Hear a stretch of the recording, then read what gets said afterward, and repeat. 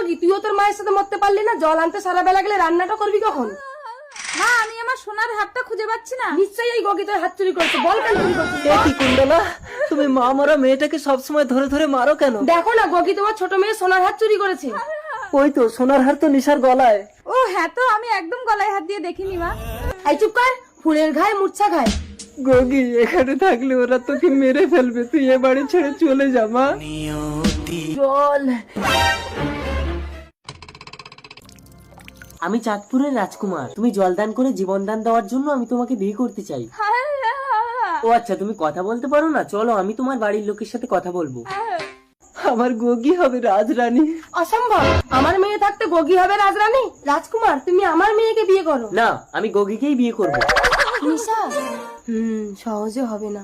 গগি, তোর মা মরে যাবার পর থেকে আমি তোর উপরে অনেক অত্যাচার করেছি। বিয়ের আগে অন্তত একটা দিন তোকে যত্ন করে আমার পাপের প্রায়শ্চিত্ত করার সুযোগ দে। রাজকুমার, তাহলে তুমি আগামীকাল এসে গগিকে নিয়ে যাবে। তাই হবে। এই নিশা, গগির জন্য দুধ গরম করে নিয়ে আয়। মা দুধ। খেয়ে নে গগি।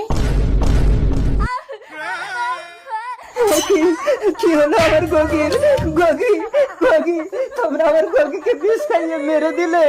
আমার মেয়ে থাকতে থাকতে সতীনের মেয়ে হবে রাজরানী। কিন্তু রাজকুমার তো গগিকে ছাড়া বিয়ে করবে না কুণ্ডলা। সে ব্যবস্থাও আমি করব। কপাল বাবা, বল কুণ্ডলা, আমায় কেন ডেকেছিস? কপাল বাবা, আমার মেয়েকে অবিকল গগির রূপ দিয়ে দাও। কিড়িকিড়ি যা, তাড়াতাড়ি রূপ পাল্টে যা। এ কি, আমি তো অবিকল গগির মতো হয়ে গেছি মা। চুপ কর, গগি কথা বলতে পারতো না। তুই কথা বলে রাজকুমার তোকে ধরে ফেলবে। না, এ অন্যায়। কপাল বাবা, আমার স্বামীকে নিয়ে গিয়ে নরবলি দিয়ে দাও। চল, আজ তোকে নরবলি দেবো। বল তোর শেষ ইচ্ছে কি?